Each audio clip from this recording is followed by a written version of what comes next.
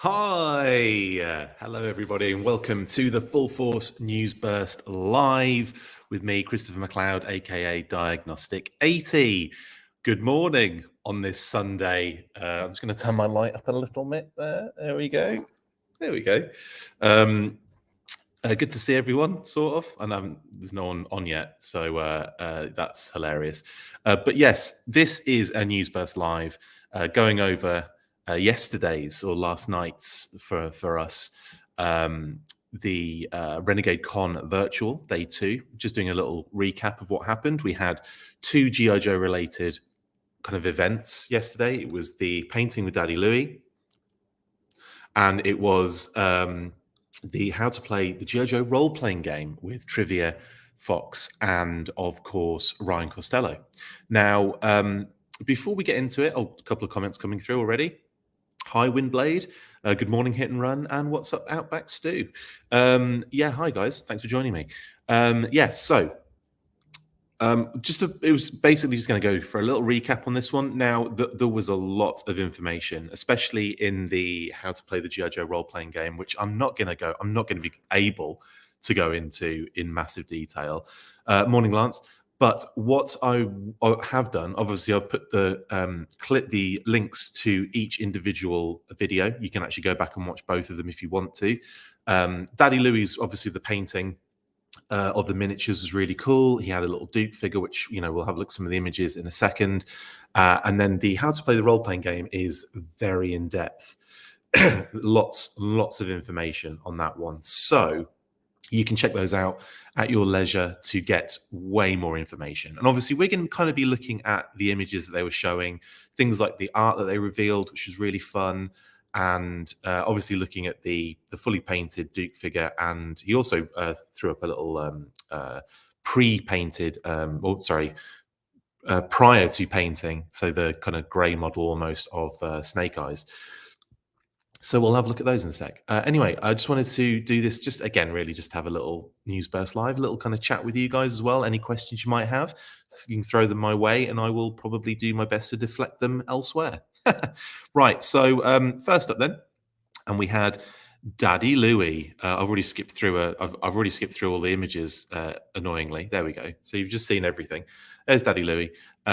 Amazing painter, and obviously he started off with this Duke figure. Now I really like these. I like the design of them. They're kind of like really chunky and really like I don't know. There's like a real like cool look to these, like design, kind of mixtures of like classified, of vintage. There's kind of like a bit of lots of different eras are kind of being kind of thrown around within the design aspect, artwork and miniatures, with the Renegade Game Studios G.I. Joe stuff, which I really like to see.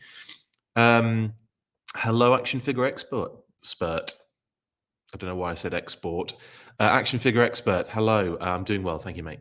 Yeah, so Duke was first up, and like there's not really much to say here, but obviously Daddy Louie painted him, gave him his blonde hair, grey belt, got the tan shirt, the green straps, yeah, and eventually ended up looking something like that.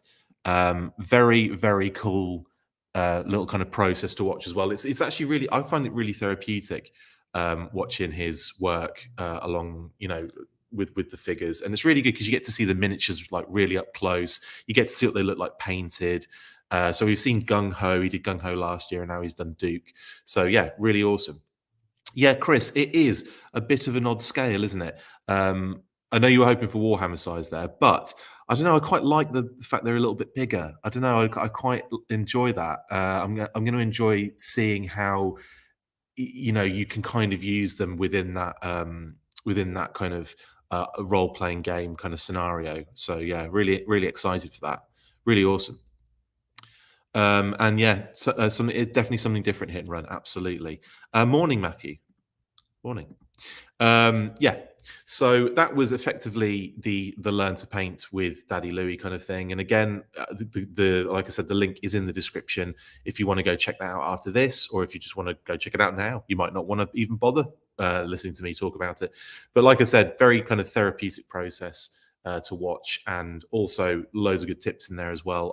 I can't really go into every single detail. It kind of defeats the object, doesn't it? Really.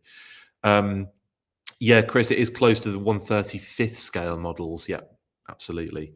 Yeah. Anyway, yeah. Oh, that's a good point. Yes, the nano metal figs, Matthew. Yeah. I mean, you could pretty much use anything, really, couldn't you? It's only going to be. It's not like you have to use that particular thing because it's not like it locks into something and create. It's not like a sound attack thing, is it? So yeah, you could definitely use the metal figs. I think, yeah, and obviously I've got loads of them thanks to a couple of releases from Jada Toys, a 20 pack, and like all those multi packs and stuff. Anyway, yeah, so that was Daddy Louie painting. The most interesting one for me, and like I said, this was really cool to watch and to kind of get into. And then, yeah, a couple other things. He revealed the snake eyes up close as well, which looks amazing. Cool pose on this one as well. Again, very chunky. Got like a lot of I don't know, just a lot of kind of like heft to these little miniatures. I like what he's got on like the kind of clip that he's got to hold the base there as well. I think that's really really awesome, especially for painting. And yeah, like again, all the details on the back as well of the figure. But I like that snake eyes. I think it looks pretty dope. Even like look at the tiny little clasps on his thigh straps as well. They've gone really detailed on that. Yes, Diana. Yes, I agree. Chonky Joes are the best. Yeah, cool. So that was Daddy Louie. Next up, we had trivia, and Ryan come on to talk about how to play the G.I. Joe role-playing game. Now, Ryan Costello obviously has written a huge amount of this of RPG, and he was basically full of information on this one. So thank you, Ryan, for that, mate. It was a really interesting. It's like an hour and a half. So it's a long video, a long kind of event, but it obviously to explain everything about this without giving things, well, obviously not giving things away necessarily, because you're just basically explaining how to play and what the rules are and giving examples of how they kind of work. And this was really awesome. Chris, Citadel Base. Games Workshop is all over the miniature world. Yeah, okay, so that is like what he's using to clip the yeah. That's awesome. I'll have to check that out. I've only ever just held the base itself to do the paints, or use the clips on that little kind of device I have, that kind of like weighted device to clip the base, and use the base for it, and then obviously paint that close. Sometimes towards the end, but like you've got to obviously get it close with the feet, haven't you? Anyway, that's by the by. Yeah, how to play the role-playing game. So loads of information in this one. Like I am not going to start recapping that because it was ridiculous. And obviously it's a role-playing game, so there's loads of like intricate details and rules and all sorts of stuff to kind of keep an eye out on.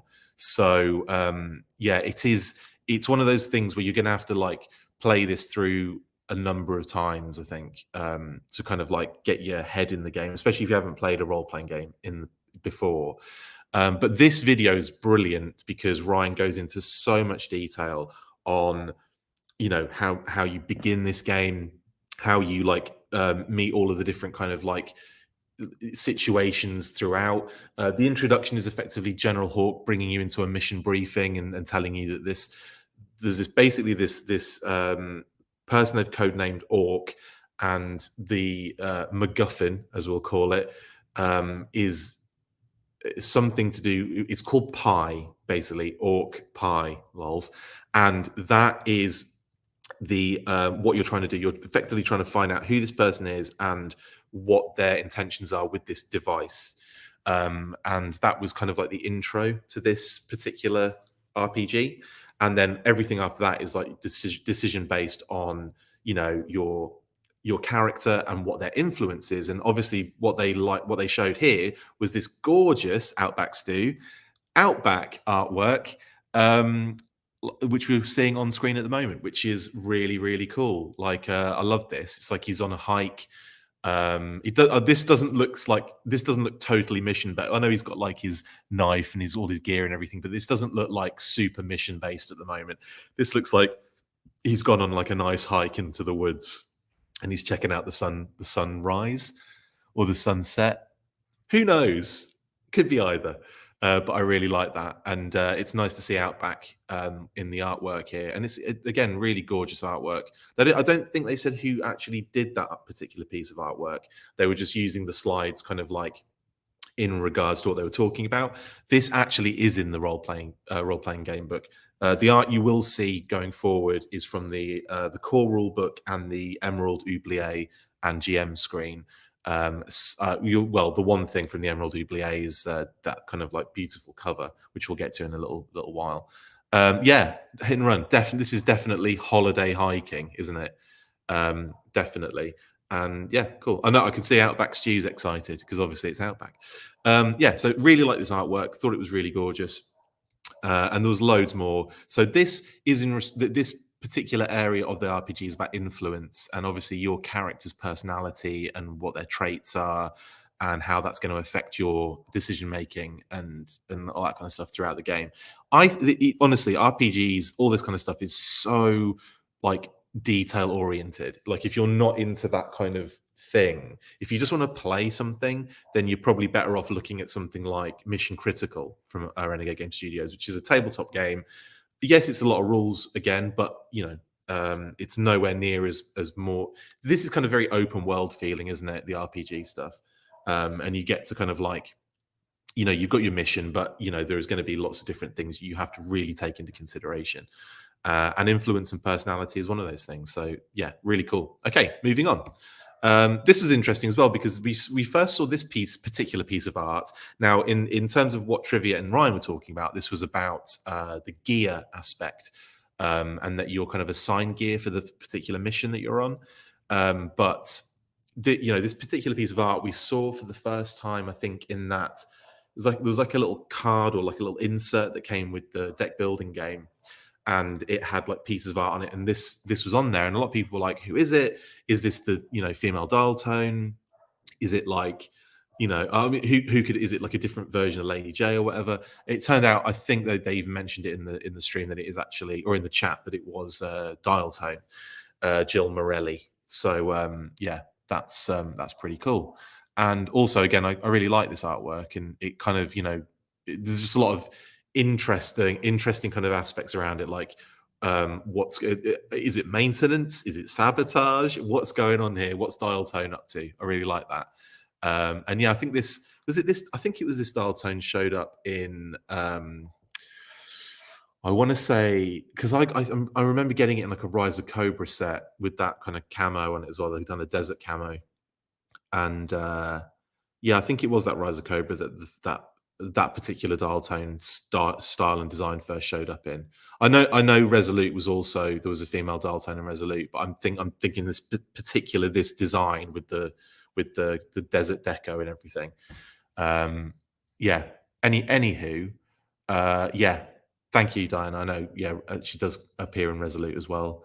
Cool. So I just really like this artwork. I think it's really cool, and I also like the fact that we get a little bit more development within that female dial tone, if you know what I'm saying, which is awesome. Cool. Okay. Next up, we had this nice little piece of artwork for Flint. And again, like I said, I'm not going to be going into the details of how to play the role-playing game because it is so much stuff to take in. Like I feel like even if you watched their video, you'd still have multiple questions if you hadn't done it before going into this game for the first time. So it's definitely worth, one, checking that video clip out, link in the description, and two, playing with experienced role-playing game veterans. Do you know what I mean? Like kind of getting someone involved that knows what they're doing, because that's going to help in the long run. Cool. And I really like this artwork as well. This is really cool. Again, it's Flint.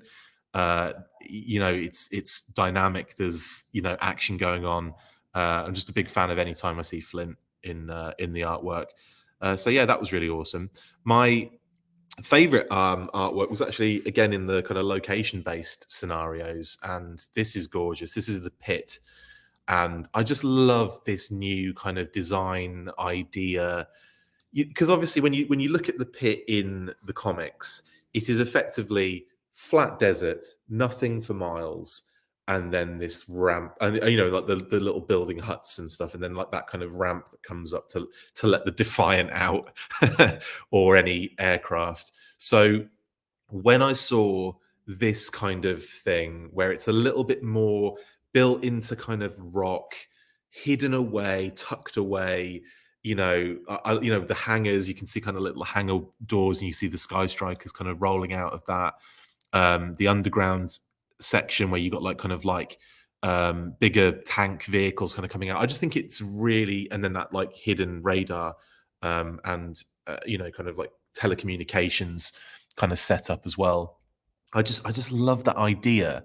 And obviously that little missile kind of missile launcher kind of at the top of the rocks there as well. There's a lot of little details in there I've missed before. There's obviously kind of a human entrance as well, like a lone human person-sized doorway on the right-hand side there. You can see. So yeah, I like what they've done here. I just think it looks it's so much more interesting to look at, and again, like tucked away, hidden away, still could be, covert. Just have to close the doors and maybe like how I don't know, camouflage them in some way, shape, or form. But I think that's really cool and like that. There were more location-based pieces of artwork as well, including what I had to laugh at this one. I love this is great and I love it. This kind of like Cobra, temporary Cobra installation, and I love the fact that it's I love the fact that it's like, right, got to set up a temporary base, Cobra, but we still have to spray our logo on everything. I love the thought of that. It's like, just in case we forget that this is our temporary location, guys, I'm just going to spray paint the Cobra logo and everything. I think that's hilarious. I love that so much. It's typical Cobra brash thing to do. It's like, we don't want to be found, but do we?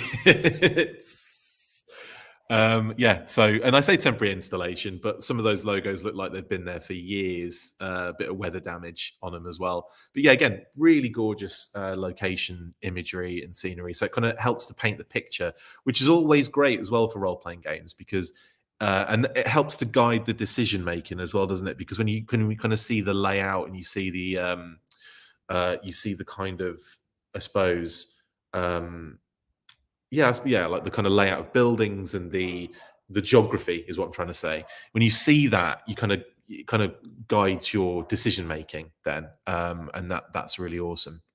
It is a bit like, yeah, sorry, Diana, to go back to the pit. Yeah, it is a little bit like the movie design, although theirs was kind of like just like in a kind of rocky. Was it in Egypt? I want to say it was in Egypt. Anyway, I've tried to cut out a lot of that in my mind because my God, it was poor, wasn't it? That jeez. Hit and run. Joe Satellite will find that logo exactly. Hopefully they put it on the roof as well, just to really make sure. I'm looking at that flat roof one at the back. I'm hoping they've sprayed the logo on there so that the Joes can find it instantly. Outback Stew, Cobra needs a vacation as well. Absolutely. It does look a little bit like a terrible hotel they've booked, doesn't it? Like you got the coach in there as well, where they've just dropped off the Cobra team to be like, there you go, there's your holiday, enjoy it. David, yes, the deep story elements are fantastic. And if you, like I said, if you do watch that clip, the video of Trivia and Ryan going over that, they go into so much detail. It's brilliant. So you really get a good idea of what you're getting into, and a good idea of how to play this game. I've got a funny feeling, actually. I'm going to be watching this. I'm saving this clip because I want to, and I put it in the links, obviously, because I really want to, when I get this RPG, I want to watch that again and just go through it with a fine-tooth comb as to how to play it, like, how they described how to play it. I'm sorry. Yes. Okay. Diana says, no, I mean, seeing these location art images reminds me of looking over the location paintings made for films of all sorts. I see what you're saying. You're right. They do look like kind of concept art location thing. You're right. That is so true. There was a few recently for Snake Eyes, wasn't there, as well? And yeah, there's a couple of things where it's like got Cobra logos on it in a similar way. But yeah, you're right. The lots of location art concepts is what these look like. Totally. It's almost like that's the brief for it. Totally. Hit and run, Cobra fishing holiday. Absolutely. Look at that. I just love that. That would be such a killer, wouldn't it? If you're in Cobra and you're working from this installation, right? And you're looking at that every day, knowing you can't get anywhere near it. Just looking at that beautiful ocean, being like, oh, I wish I could lay on the beach right now, but I can't because G.I. Joe is attacking. So yeah, I don't know why I'm sympathetic to Cobra. Get lost. Cobra is a defeatist company, says David. Yeah, absolutely. And yeah, there we go. Concept art, having a lime coffee, and I'm not entirely awake. Don't worry. Does it look like I'm awake? My eyes look like, I'm not going to say what my dad used to call them because it's a family show. But if you could imagine holes in the snow is what my eyes look like at the moment. And I've got light flying into me as well. So I'm just like, yeah, it's good morning on this Sunday. Next up then, really cool location stuff. Oh, we got the kind of more modern hiss tank in the mix, the Pursuit of Cobra slash and more going into the Transformers crossovers hiss tank. I have to say, I absolutely love this hiss tank. I think it's probably one of my favorite hiss tanks after. In fact, I prefer it to the original. Sacrilege, I know, but obviously the original is the iconic one, right? One of my favorites I think my favorite of that original vintage hiss tank is probably the Arctic hiss because of all the elements they added to it. And I just love that the color on it's really nice. All of the different like elements they added to it was really cool. And obviously getting like a winter-esque driver and gunner for it is always awesome as well. I would just have like snow serpents in there anyway because I think that they look dope on a Arctic hiss. Now, having said that, the Hiss 2 is up there as well for me as one of my favorite Hiss tanks. I think the Hiss 2 is really awesome. I think obviously all the features, the kind of troop carrying aspect, the kind of redesign of the shape a little bit, the way the cockpit opens is just really cool. I don't know. I'm a big fan of the Hiss 2 as well. That said, going through all the hisses, in history, yeah, like it. I think that this hiss tank design, the first one with the moving treads, the kind of like the double kind of raised up kind of like segments, the moving gun turrets which you could operate with a little the little peg, just all of that stuff is just so awesome on this particular vehicle that it kind of like it just goes up a level for me with the Hiss tanks. So for me, it's kind of like this one and the Hiss 2, and then the Arctic Hiss. They're like floating around as like my favorite. But this one kind of just rises to the top for me. What do you guys think? What are your favorites? I know I did this last time. What was your favorite Snake Eyes version? Now I'm doing what is your favorite Hiss tank? Let me know in the comments. Hit and run. You want this Hiss tank? Well, I'm pretty sure you better find one. Pursuit of Cobra is your best bet, I think, for the design. That, like I said, the moving treads, all of the kind of bells and whistles before they kind of started kind of costing elements out of it. Because then after that, when it started appearing in other, excuse me, when it started appearing in other fashions like repaints and the Transformers kind of ones crossovers, they did take a lot out. Like the treads became just one molded piece.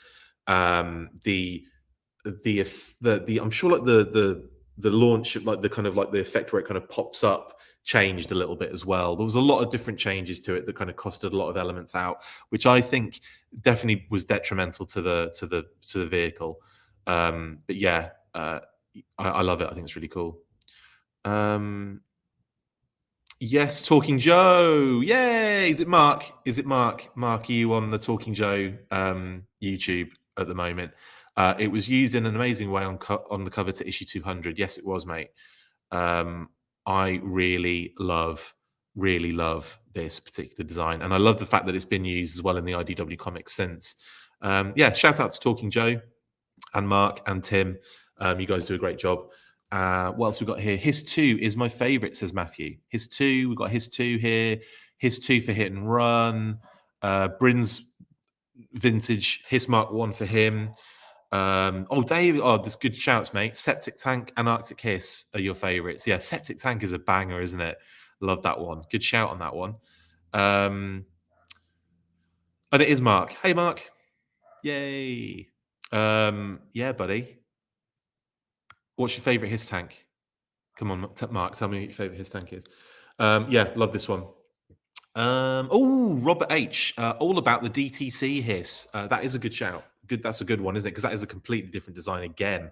But the Pursuit of Cobra Hiss is cool for taking all concepts of the original Hiss and making it feel like something could be real. That's a good point actually. What I like about this version is, you're right. It's taking elements from everything that's come before it and making it into this like really like giving it new life for me. Like it's a completely different looking, different vehicle almost. And you could argue, other than the treads, if they gave it different treads, different shape treads, you could argue that it's not even a Hiss at all. It could be a completely different vehicle because of the shape and the other features and everything.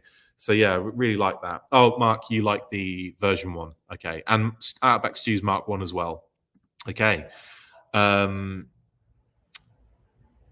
you also said the opening back to the Hiss 2 is very cool, but the iconic Hiss 1 is very hard to beat. Totally, and like I said, this is all personal opinions and what you like and what you don't like. I don't dislike the Hiss tank. Don't get me wrong. I think because I've seen it so often, and I'm very much one of those people that when they get a new thing, that's their new favorite thing. Do you know what I mean? Like when it's not always the case, but when like it kind of is with classified. When a classified figure comes out, I'm like, oh, this is my new favorite now, and then a new one comes out, oh, that's my new one favorite now. I'm very much that, that way when it comes to the figures and stuff and vehicles. So okay, cool. So that was the Hiss. I can't remember what number we're at. Probably 57. Hiss 57. Okay. Then we got the Rattler. This artwork's really interesting because they've kind of gone what I like about this. There's one thing I will say. I think it does make the Rattler look a little bit thin. So I think it could have been a bit stockier in places. But I see what they've done here. And I think what the idea is they've kind of gone very close to like A-10. And they have done, which is obviously what the Rattler has a lot of inspiration for as well. The A-10 tank buster, the Warthog. I think it was called the Warthog, wasn't it? Yeah, the A-10, one of my favorite ever planes. I've got a little story about that. If I don't think my mom's watching. If she is, though, she'll remember this. We were, and I've told this story in the past, but when I was a little lad, I would go and I would go to the bus stop down the road from where I lived in Munsley to go to school. And I'd get to that bus stop. It was quite a walk still, because there was a bus stop closer to our house, but at that point, it wasn't stopping there for some reason. Don't ask me why. So my mom would walk me to the bus stop just in case, because I was only little. I was only a little lad. And then I'd get on the bus and then I'd go to school. And then I'd come back and she'd pick me up from the bus stop and we'd walk back home. And we're not talking miles, but it was long enough, and I was young enough that Mom was a little concerned and wanted to go with me. I was 22 at the time. I was 25, and so on the way back I got off the bus with Mom was there, met her, hand in hand, walking home. And as we're walking because we lived on a cliff as well, like a cliff edge. Beautiful scenery, obviously, but also very worrying about the future. And it has since eroded quite dramatically. Excuse me. And I did actually tell this story when I discussed this happening on like a weekly or something along those lines not too long ago. The house is still there, obviously, and all the houses around it are still there, but there's a huge erosion happened. and it's causing some concern and issues, obviously, for the houses around them. Anyway, so we're walking down the road towards the cliff end, to then turn right and walk the road to our house.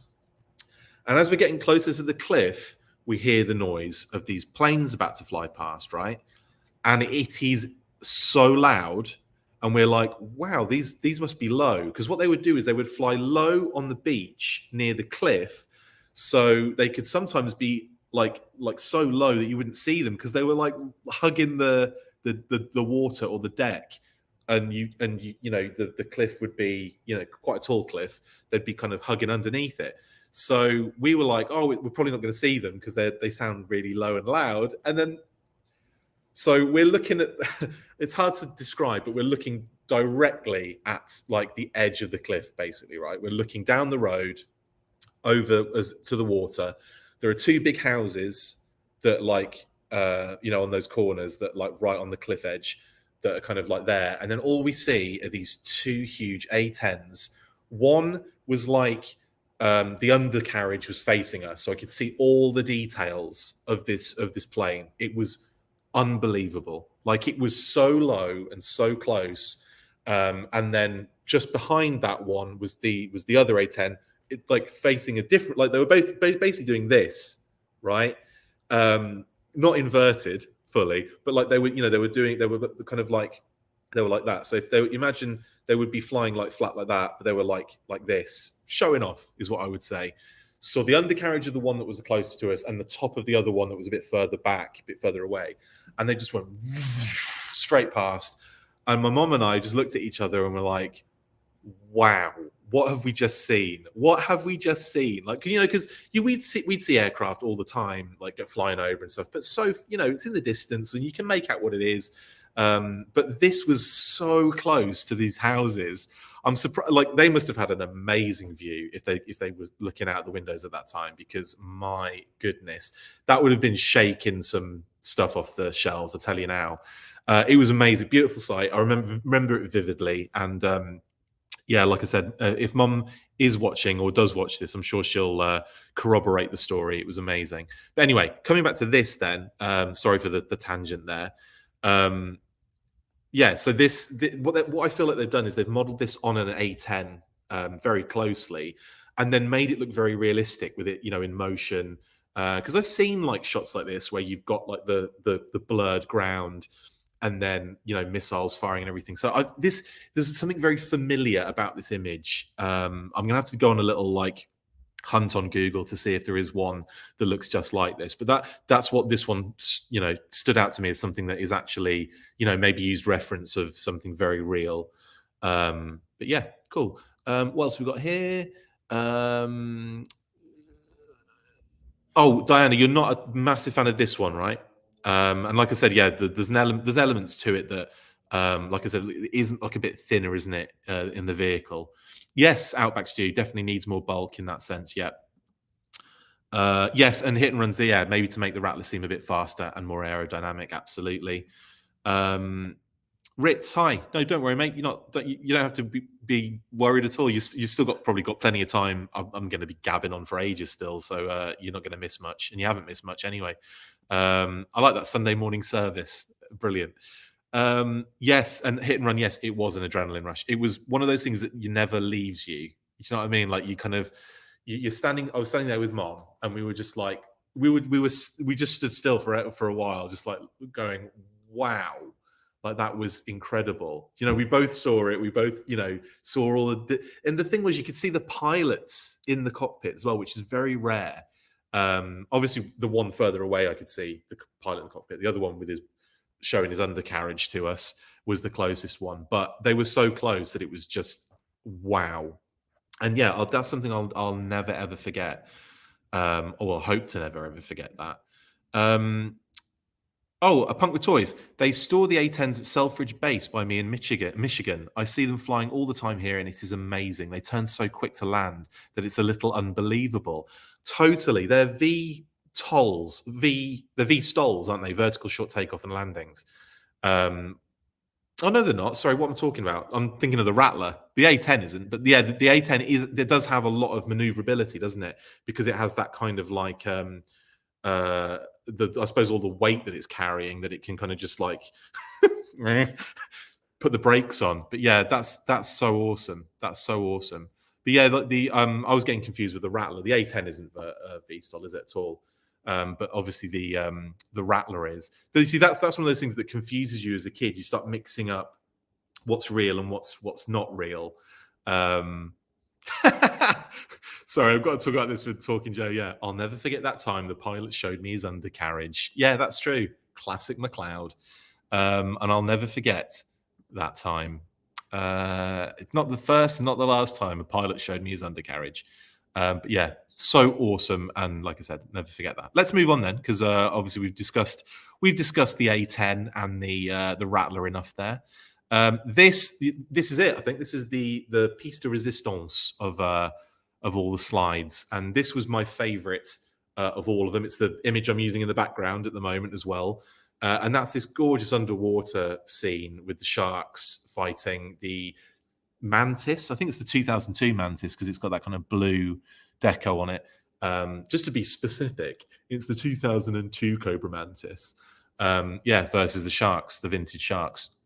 And this is fun. Like I like it. I love I think I love the effect and the water and the kind of like the hints of the subtle hints in the background more so than I'm going nuts over the vehicles.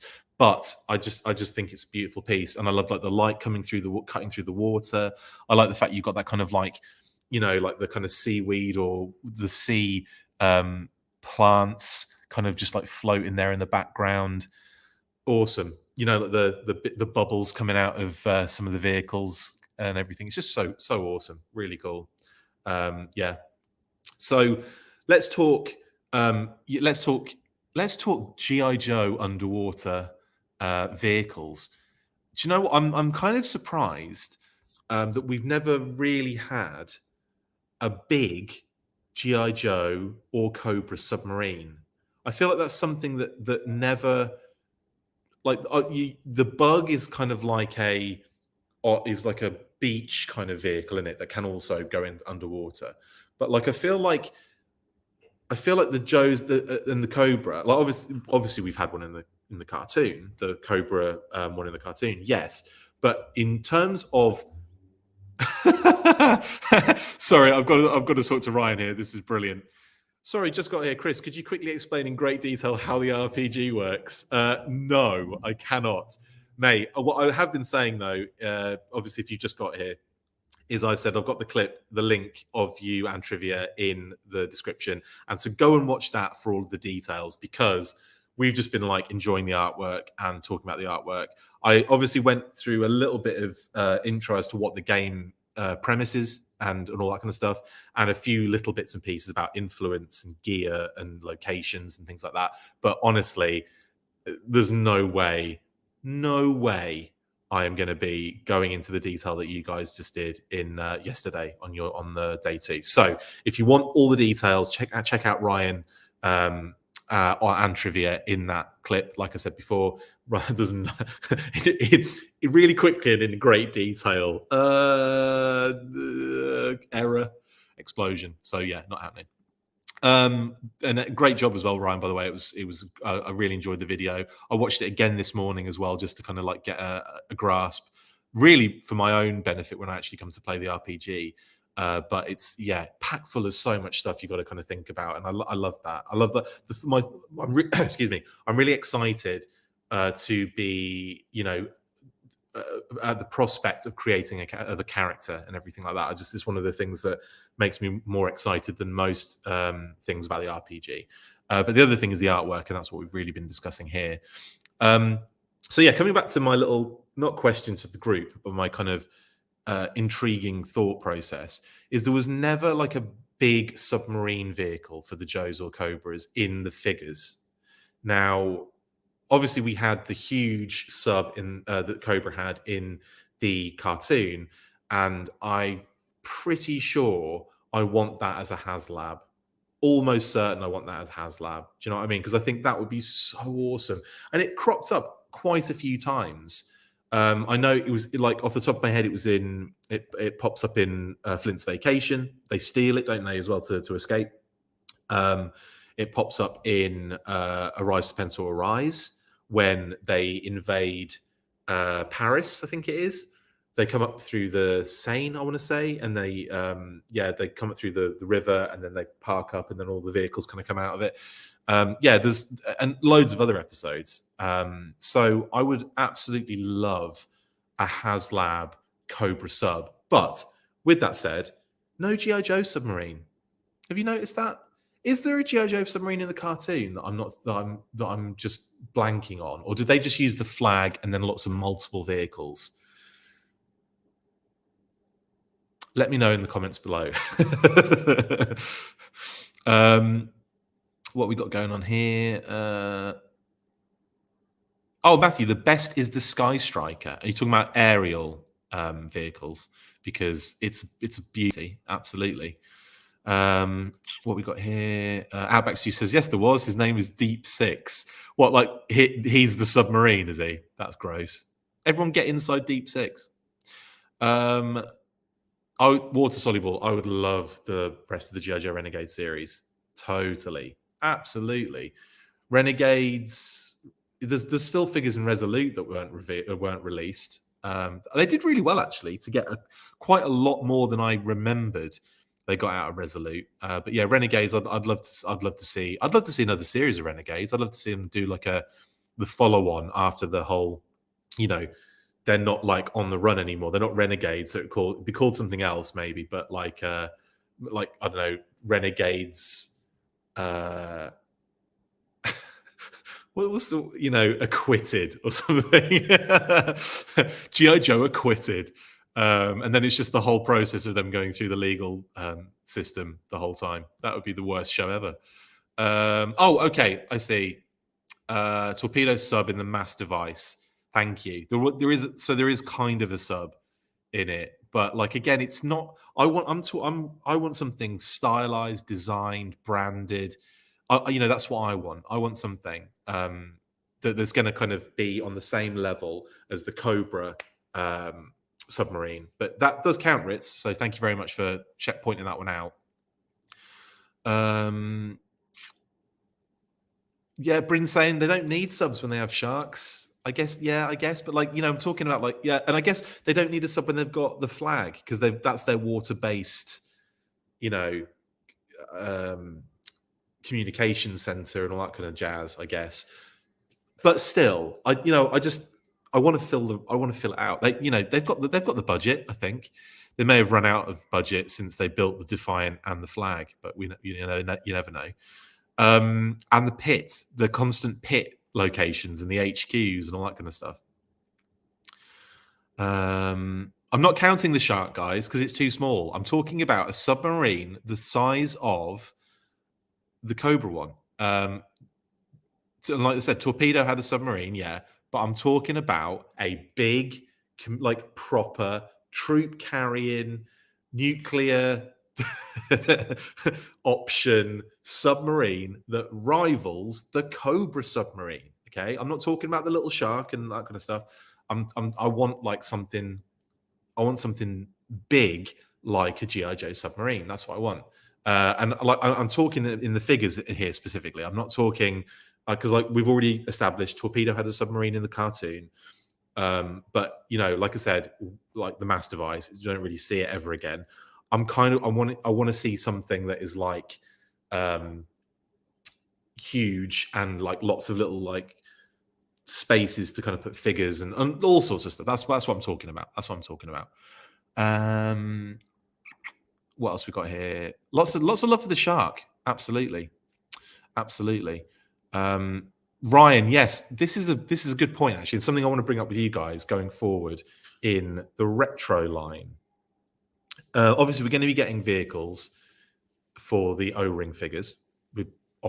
We've just been shown a transforming Megatron HISS tank, which is a great way of redoing a HISS tank for the retro line and it being very different from the previous ones.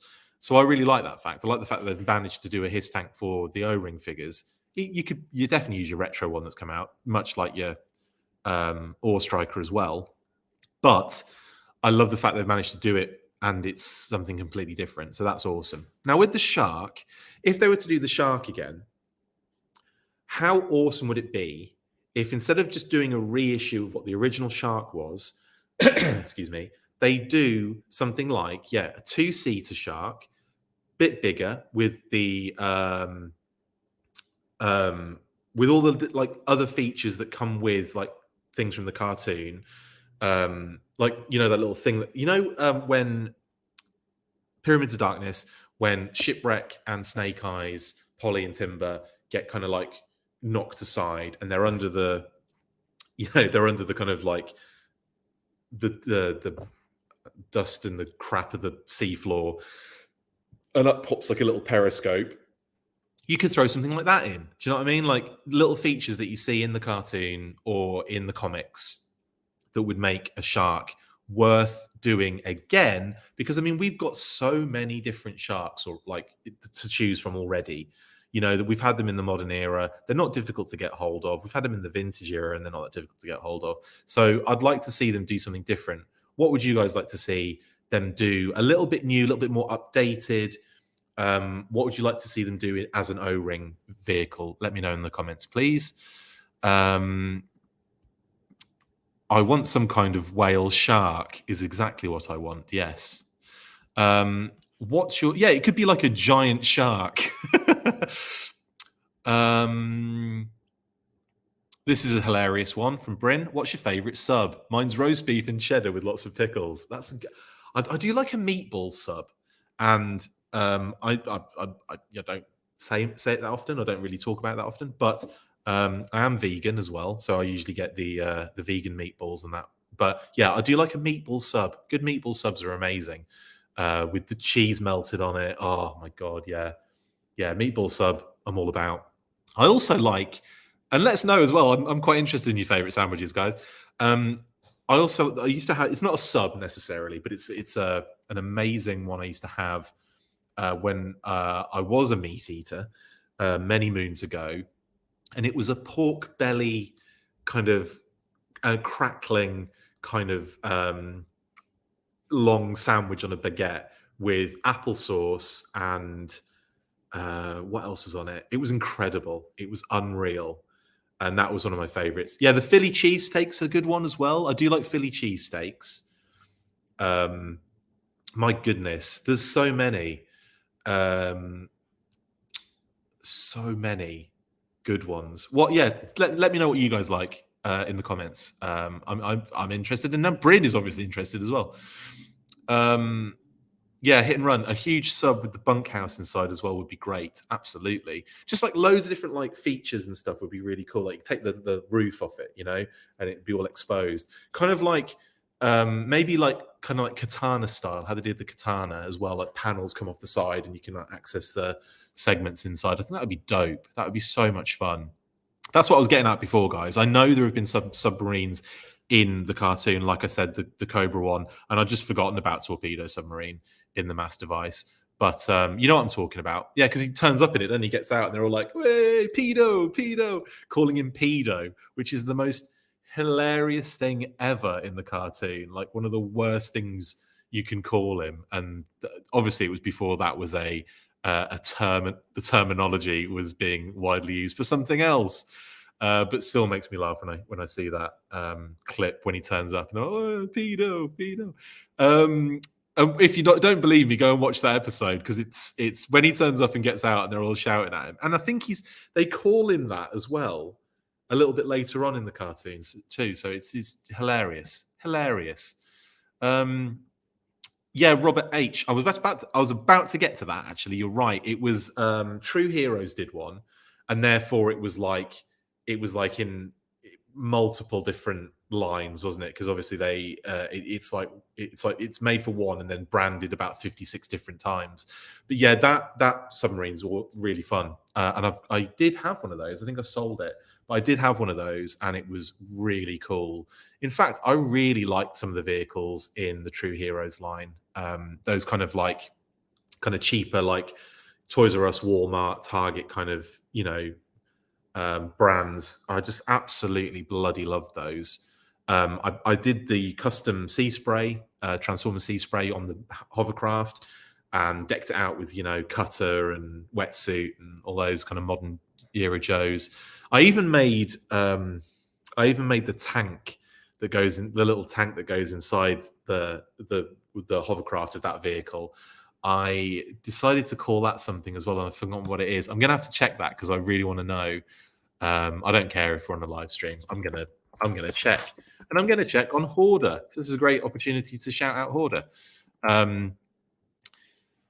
What did I call? Oh, it doesn't tell me. So it was it was a little blue tank, and I painted it blue, obviously, to match the sea spray deco I did for the actual hovercraft. But I can't remember what I called. I obviously named it after a blue tank, and I've completely forgotten what it was now. Transformers fans, let me know in the comments who I could have called it. It wasn't Warpath, because obviously Warpath is that kind of maroon burgundy color. But I definitely modeled him after a blue. I think it was the blue one with those like huge missile launchers on the top of it, which looks more like a Wolverine than it does a little tank. But that was the closest one I could think of or find to a blue kind of tank. So let me know in the comments if you know what the hell I am talking about. Give us vehicles that... okay. Outback Stu says, give us vehicles that they have never made for the new O-Ring line. Yeah, absolutely. Like the Cobra transport helicopter, the Cobra submarine. Yeah. All that kind of stuff. Yeah, big time. Big time. Dinah Davis, yeah, the shark was used to far more effect in the cartoon. 100%. Yes, absolutely. Ryan, this is a good shout, actually. Yeah, the Barracuda's a nice little sub, isn't it? And but a bigger version of that can fit multiple Joes. In fact, the Barracuda is kind of like the one that the True Heroes brought out, but much, much, much bigger. Yeah, kind of goes that vibe to it. And I think it had like tiger stripes on it as well on the True Heroes one. It was wicked. Love that thing. Diana, yeah, the shark would be... sorry, can't click on things. What's going on? Oh no, I've lost the ability to click on comments. Bear with me. I don't know what's happened here. So Ryan's comment is locked on the screen now and I can't get rid of it. Sorry guys, I don't know why that is the case. Oh, I know why. Did I just go funny?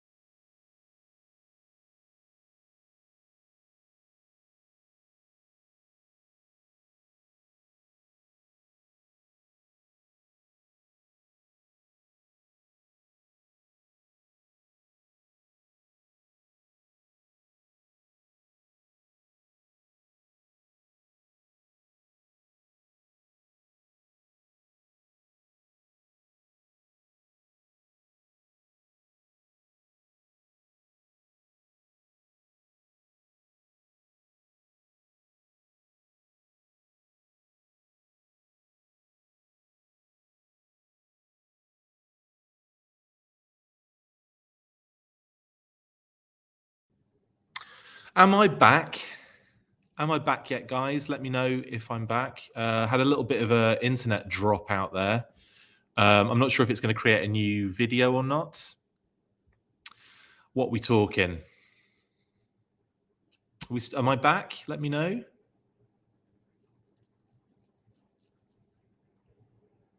I am back. Thank you, Ryan. Right. I didn't want to keep talking if it wasn't the case. Unfortunately, I had a little bit of a dropout there. Typical technical issues. So I'm just going to skip all the way through to where I was because I want to keep going. I don't want to just stop. Has it has it appeared on the same video again? Just interested, or am I like, is this separate? I don't know. Not a clue. I'm just going to keep going. Right. So where were we? I was talking about. Sorry, I'll go back to the comment if I can find it. Yeah, a lot of people talking about their favorite cheesesteak, their favorite subs. Lols. Yeah, this is what I was talking about before I got cut off. Apologies for that. The shark, Dinah Davis was saying the shark would be a cool vehicle for the Transformers crossover, and yes, I think it would. I think it'd be awesome. I'm trying to think as to what they, maybe like broadside, but then he'd be more likely a flag. It's hard to think what you could do with the shark as to what character it could be, but like Sea Spray would be a good shout. Again, he, as a smaller mini con, it would make more sense that he was a shark than than the whale, which is huge. But again, that's another conversation, isn't it? But yeah, good shout, and I think that would be wicked to have it transform. Outback Stew joking here, but I this is hilarious. Yeah, submerging a USS Flag is probably the best, and it has actually been underwater, hasn't it? In when it sunk, not Sink the Montana. I don't think it was that episode, was it? It was another episode that the flag sunk. What was the episode the flag sunk, guys? Was it? Honestly, it feels like it was. It feels like it was done in a few. Like I'm sure it happened in that shipwreck episode with the. I'm blanking, but it's in one of the episodes. It's in two of the episodes, I think. Drones included. Are we talking about what we're talking about there, David? You'll have to be more specific. Two-seater shark. Absolutely, Sith Viper. Hit and run cheesesteak. Likes his cheesesteak. Yeah, me too. I do love like I said, I like a Philly cheesesteak as well. I think they're amazing. What we got here? Water soluble definitely wants a deep six as classified. Definitely. And we all do. I'd love a deep six classified figure. David Allen, pastrami on rye. That's very classically American, I think. I think that's something I only ever knew because I heard it on American TV shows. As a kid, it's not something we really have as a thing. I mean, do we have pastrami in the UK? We do now, but I'm trying to think if we had it when I was a kid. I don't think we really did. I was never really aware of it, knowing that it was available. I knew of it, but I didn't know if it was available in the UK. Oh, okay. Robert H. once says, I don't know about the shark, but I'd like a Deep Six figure that looks like the concept art for the unproduced Squads mobile game. Yeah, that was pretty interesting, wasn't it? That popped up not too long ago, the concept art for that. And I remember seeing that and thinking, man, those designs are kind of cool. And yeah, there was that one of Deep Six, wasn't there? And it was amazing. Yeah, I'm up for that too. APC, says Outback Stew. Yeah, a new APC would be really cool in the O-ring line. Absolutely. Star Trek shuttlecraft. Interesting. Yes, water soluble. I think this is in response to Torpedo's nickname, which it was awful in the cartoon. Hilarious, but awful. APC with tank treads would be nice. That's interesting. That is interesting. You mean like a half track, so the treads would be at the back with a couple of wheels at the front, or do you want full treads on an APC? Let me know, because that is an interesting thought.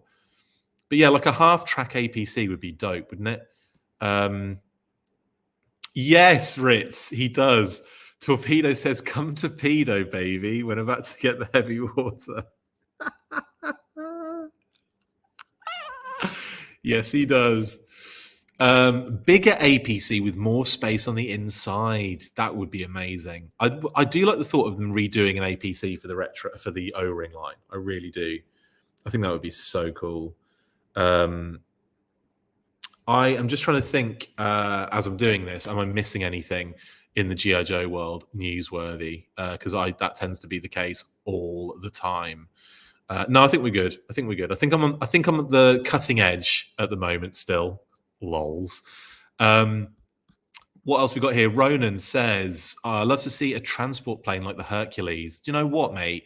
Love that too. Again, another good shout out to the kind of True Heroes brand there, and anything that connected to it. But that they're kind of like Hercules or like their C-130 kind of plane was a lot of fun. But I'd love to see a G.I. Joe one, absolutely. Because we see it a lot in the comics. Talking Joe, Mark would be able to kind of shout, attest to this as well. while Bill is always nowadays, it seems to be more likely to be flying a C-130 or like a troop transport plane like that than he will be his Dragonfly or whatever. So yeah, he's kind of utilized for the C-130 a lot more from my recollection anyway in recent times than anything else. So yeah, I think the transport plane like that needs to kind of happen. These are all good like HasLab options, aren't they? I hope that like we can keep getting, obviously not one after the other in months time, but like, every year maybe get like a new kind of O-ring HasLab edition, because I think that'd be awesome. There's plenty to choose from. Like you say, there's the kind of C-130. There's the Cobra transport helicopter. There's the Cobra submarine. There's the Cobra helicarrier. There are things like a pit HQ or a pit or an HQ, two separate things, obviously. There's loads of cool stuff that can be done. The Cobra Castle, tons of cool stuff. So yeah, I think that would be so awesome. Speaking of the helicarrier, HasLab, the massive Cobra ship from the cartoon intro. Yep, hit and run. There's multiple different versions of that as well. There's like the one with that huge snake head on it. Then there's the one from the movie intro, is that kind of big open front. There's many different versions. That huge kind of like snake, like round, semicircular snake head one from the intro of the like one of the season one, whatever one of the early seasons where Ace sees it in his reflection in his helmet, his goggles. So there's that. HasLab, the massive ship. Yeah, big time. Thank you, Robert H. Breacher. Thank you very much. And it was Breacher that I decided to make. Yeah, was the tank that could ride the hunt for Decepticons sea spray. Brilliant. And that's why I think that's why I went for it. I did a little bit of research on it because Breacher wasn't one I knew very well at all. Like I'm a Transformers fan, but I love going through the wiki. But there's so much. I mean, the Transformers lore and it's just so depthy. So like, I leave like McFeely to deal with all of that, and then I go in and read it afterwards. But yes, the Breacher was the name of the tank. That's what I called my little blue version that I popped inside of Sea Spray. So thank you. And it just so happens that Breacher comes with Sea Spray as well in the hunt for the Decepticons. So thank you for that, Robert H. What else we got going on here? Oh yeah, there's a lot of comments about the live stream going crazy. Oh, good shout out back, Stu. Give us a new Warthog and make it bigger. There's nothing wrong with that. Absolutely spot on with the Warthog. Love that. That's one of my favorite vehicles of all time. But yeah, make it bigger, make it carry more troops, and you've got me again because I'll be buying that. And do a Tiger Force one. Call it a Tiger Hog. Be so awesome. Yeah, apologies. I went on a secret mission on that one, guys. Yeah, absolutely. In the shark, lols. Okay. Water soluble. What about life-size G.I. Joe cars and subs? Well, let's talk about life-size G.I. Joe cars and subs because someone has done a life-size shark.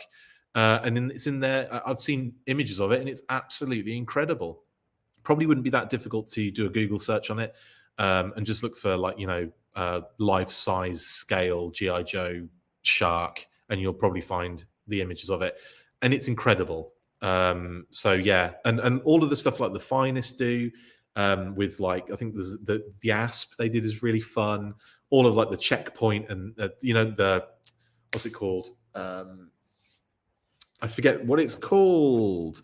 One of the other mini sets. They've done loads of the mini sets, and they're incredible, but like full size versions of them. All that, and the amount of vehicles I've seen like this. I've sat in the Thunder Machine that one guy has, which is incredible. Got pictures of that as well from a JoeCon. There was a few Tiger Force kind of decos they did on a truck as well, which is quite cute. But yeah, like I'd love to see. I've always there was that vehicle. That would have been perfect. There was this vehicle that went up on, I want to say, it was up for sale, and it looked just like an Ore Striker. I posted images of it. It's a couple of years back now, and it was legitimately up for sale. Some guy, it was like ex-military, whatever, like a dune buggy thing, but it looked like an ore striker so much. I'd love to have bought that green, decoed it with all like the proper tampos and everything. And I would have loved to have had that as an ore striker, but it was expensive still. So I was not going to just be dropping thousands on that just to get myself my own ore striker. But yeah, there's a lot of those kind of knocking about in reality. That guy's done a Stinger Jeep, and he has to take the missiles off it when he transports it, because obviously that looks a little dodgy, doesn't it, driving down the freeway? But that's gorgeous as well. So yeah, really, really love the life size stuff. Okay, just all of you saying same video and I'm back, so that's good. Same stream, that's good. That means less work for me. Apologies for that. My internet just dropped out, and that's what happens every now and again, unfortunately, at this Z Force HQ. I don't know what we'll call it, Full Force HQ. What else we got going on here? Yes, Ryan. Broadside being the wrong size vehicle would be absurd. Yeah, like, could you imagine Broadside being a flag? Oh my goodness, that would be ridiculous. Anyway,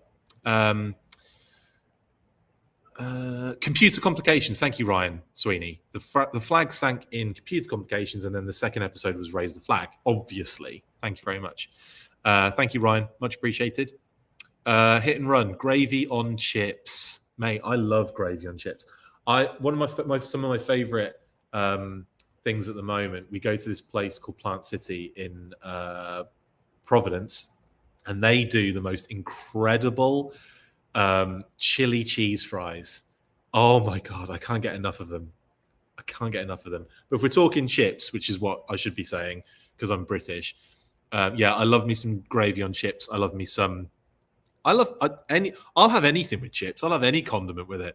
I'll have mayo, ketchup, all sorts. I don't mind, man. Like I love chips, that barbecue sauce, anything like that. I'm all for it. I don't really have a preference. If you gave me a plate of fries and just randomly gave me whatever condiment, I'd probably be fine with it. So yeah, I'm not that specific. I do like barbecue sauce. I do like ketchup, mayo, all that kind of stuff. So it's not really a big deal. But at the moment, I'm loving the chili cheese chips, the chili cheese fries. Confusing all the Americans on the stream as well. Chips? You mean potato chips? No, I mean chips. We'll get into that on another episode where we talk about all the differences between our cultures. What else we got here? Oh, this is a good one from Vince. Battle Armor Snake as a Transformer Pretender with bludgeon that transforms inside. Are you kidding me? That sounds awesome. Because he's kind of got bludgeon as well, that Budo repaint they did with the Transformers crossover.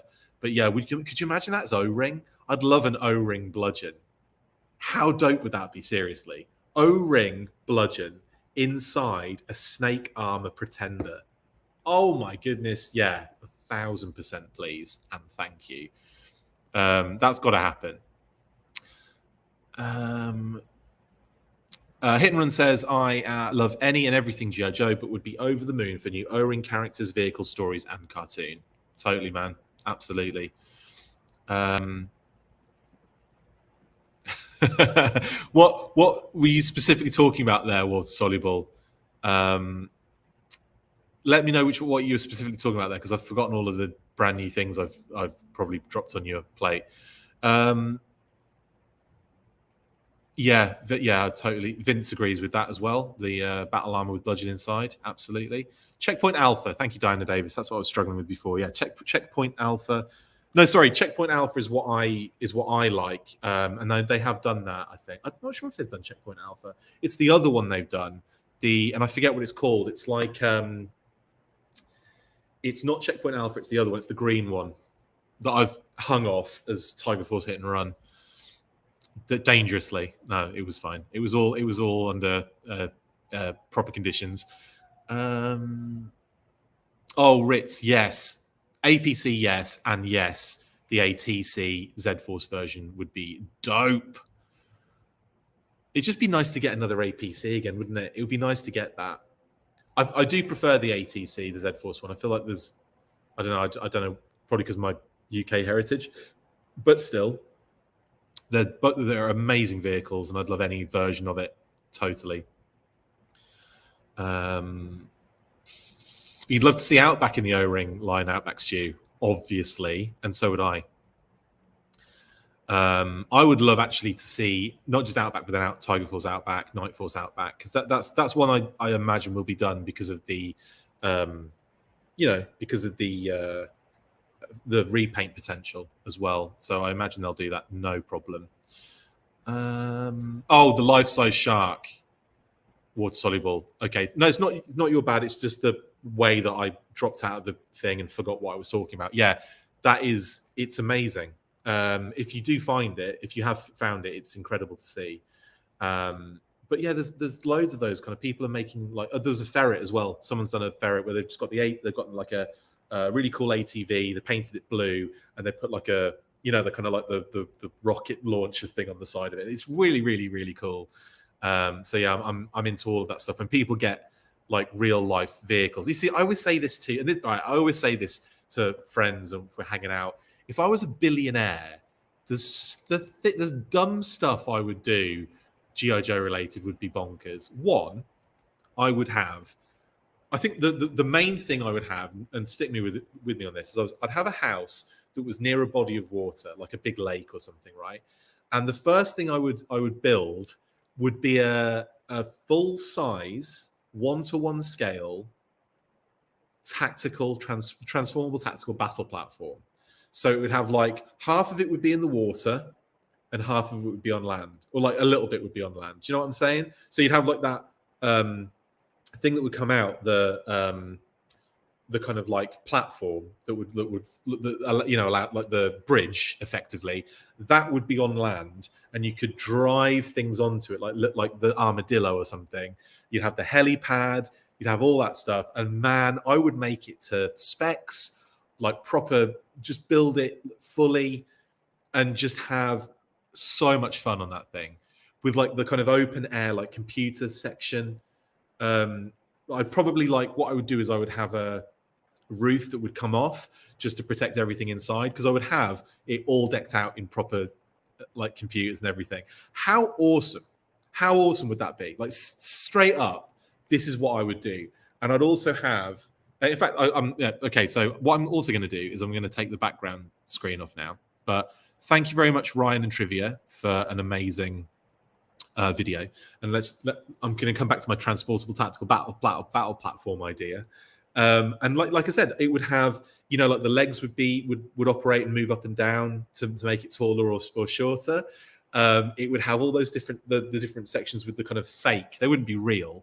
I wouldn't have a real missile launcher and but they'd be like, made up to look cool. And obviously, being a billionaire, I would own everything around it. So it'd just be like, people wouldn't be like worried that I've built like an actual, like neighbors wouldn't be like, oh my God, he's literally built, he's going to fire missiles at us. No, I wouldn't be that crazy. And obviously, you kind of want to be a little bit isolated there, because you wouldn't want people to know the kind of crazy person that you were. And obviously, I'm talking about this as if I was like a billionaire. So I'd have all that sorted, and it would be a working helicopter platform. So you could actually land a helicopter on it. So it would work as like an actual landing pad for people that, wanted to journey to my place in their helicopters that I would give permission to. And it would be big as well. It would be freaking massive and safe and incredible. And obviously it would be a lake. So it wouldn't be like the sea where like the tides would be an issue. Like, you'd be in control of the whole scenario. So yeah, I've thought about this a lot. All the panels would come off and it would have actual working stuff. So there'd be lights and sounds. I think it would be so dope. And there's just the thought of the actual platform itself and standing on it and pretend and like just dressing up as, getting the finest to come over there and, just pretend to be G.I. Joe and adult playtime. It would be incredible. And yes, it would be on the Word Burglars next video.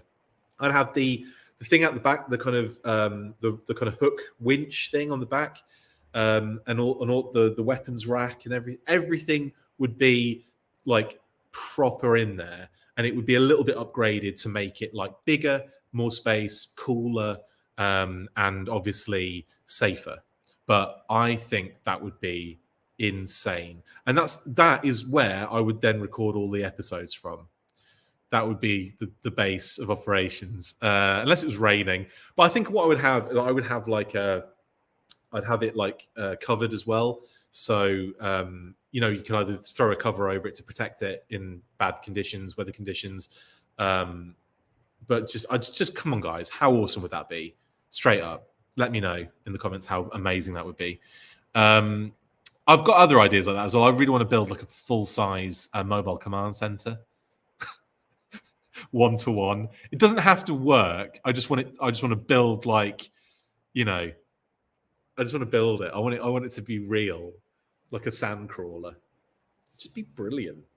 What else have you been saying while I've been going on about? Oh, the Watchtower. Thank you, Bryn. That's what I was talking about. I always forget the name of that, but yeah, it's the Watchtower. Thank you. And I was that in relation to the Finest. I was talking about the green Watchtower mini set that they made big, and it's awesome. What have we got going here? Robert H. We keep saying the Shark has to be a boat bot, but is also a jet, so you could throw it on strafe and it would be fine. Thank you, Robert. Yeah, that is a very good point. It doesn't have to be, you know, like Sea Spray or Broadside or any of those kind of like bots. Absolutely, it can just as easily be a Seeker or Strafe or any one of the the Superion kind of combiners. Yeah, absolutely. The aerial bots. Totally. Or like a more standalone character, definitely. Mark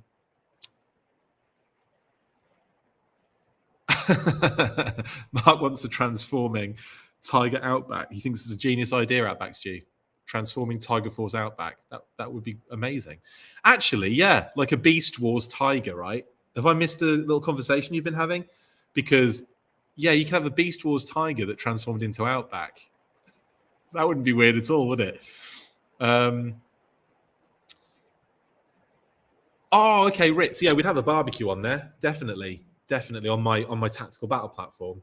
Yeah, that would be. Where would that be though? Actually, no. That would just be on the ground next to it. That'd be on the because you'd have to have what I'd also have. I haven't really explained the full scope of my ridiculous idea, have I? Obviously, that is on the lake part of my property. On the ground near the lake, you'd have things like the bivouac, not Sergeant Slaughter's bivouac, but like I'm talking about the mini sets at the moment. Forward observation center, a rifle range, but done exactly to specs of the toys, all the weapons crate, all that stuff. Yeah, I'm an idiot, but it would be brilliant, wouldn't it? I'd really like as well to have, my house would be like the HQ, so it would have that massive gun on the front of it, and it'd have the thing that rolled up, you know, the door that rolls up at the front with all the vehicles kind of come out of it. I'm telling you, I need to be a billionaire because it would be so much fun.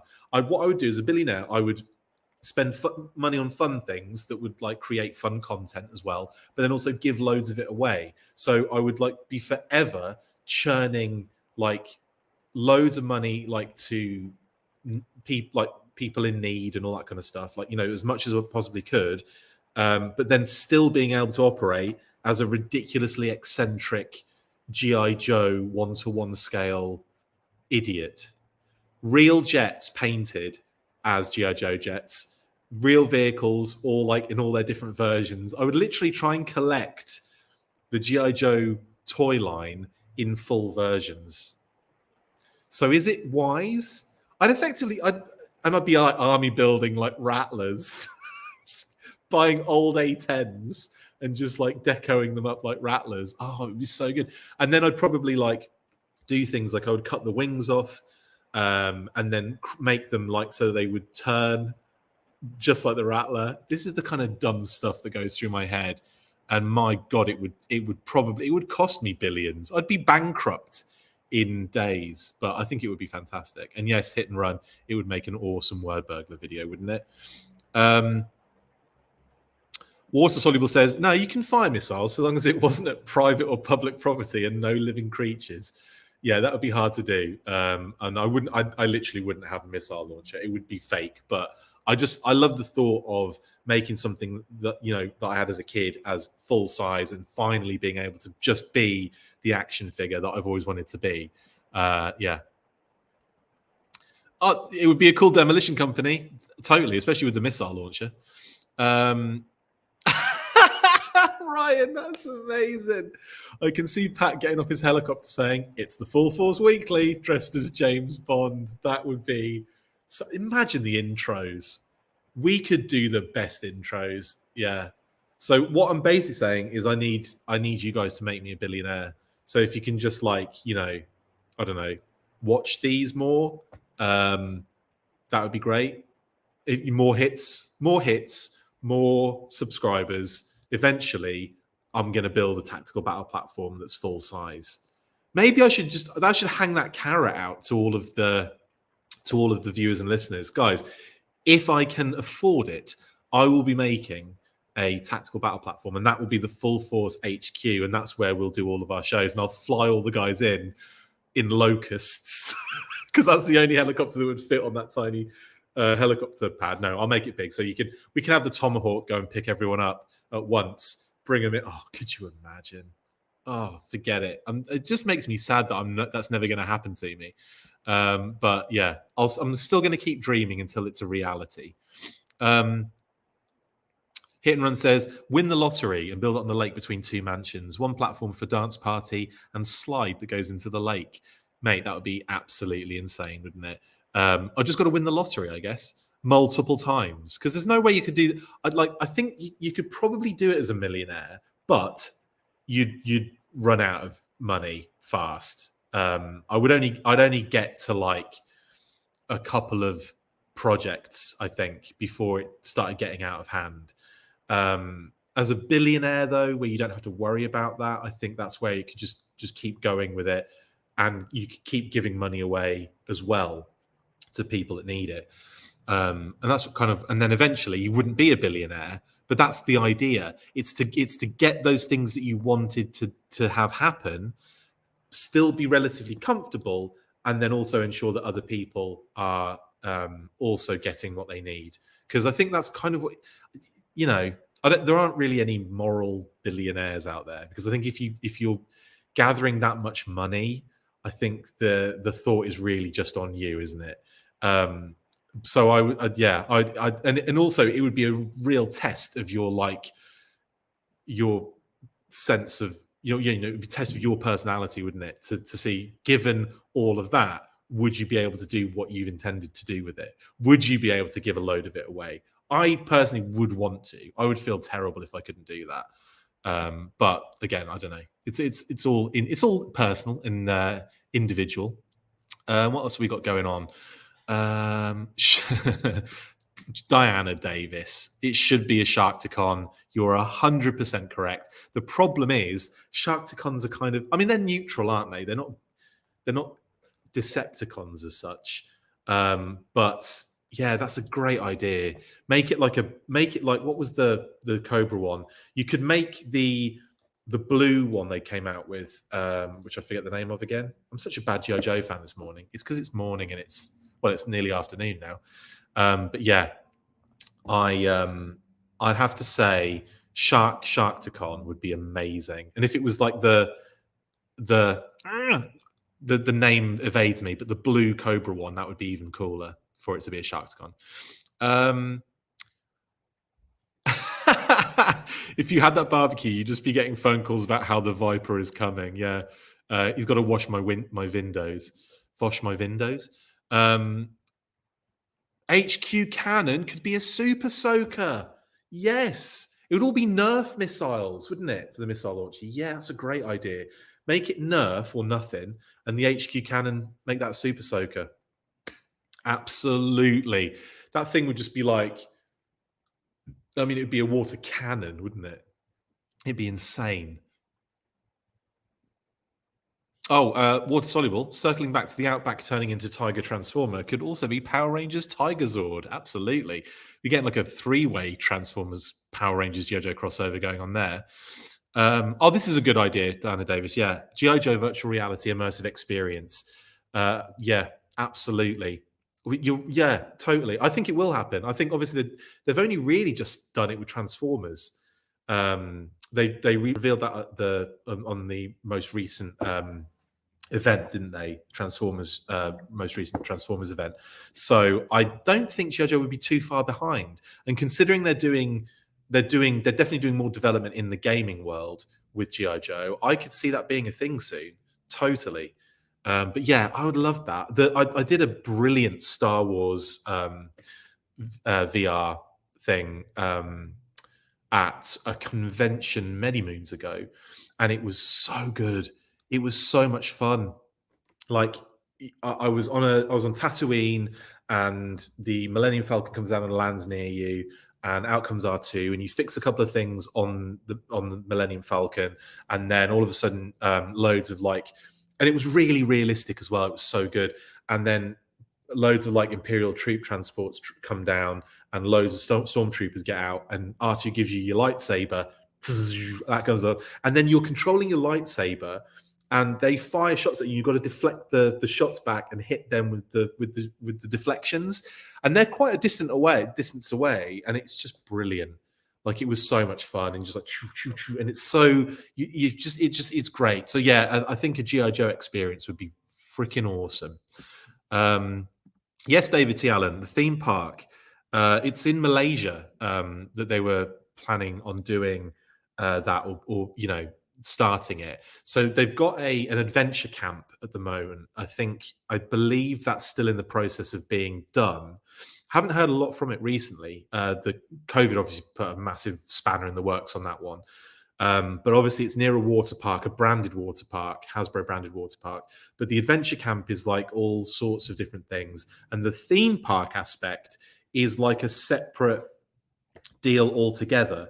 It's like a company have basically put together a GI Joe related package, and they want people to obviously buy that package for their particular theme parks. And that we haven't heard anything about in recent times. And that was like you get like a vamp kind of vehicle, and there's a hiss tank and all sorts of cool stuff. There's a YouTube video of the pitch for it and all that kind of stuff. So it does exist out there. But yeah, it doesn't exist as a theme park necessarily. I think American Dream in New Jersey might be a good place for them to test something out like that, because they seem to be testing everything else out like that. I'd have to actually see the lay of the land, because I'm not sure if they have like the space for it as well. They might do. I might be completely wrong, but we'll see. Have I seen the life-size Thunder Machine? I've sat in it, mate. I've been inside that thing. I've got pictures of me poking my head out the window, out the front, and kind of like sticking my head out the side. It's amazing. It's amazing. At the time, it wasn't like totally road legal.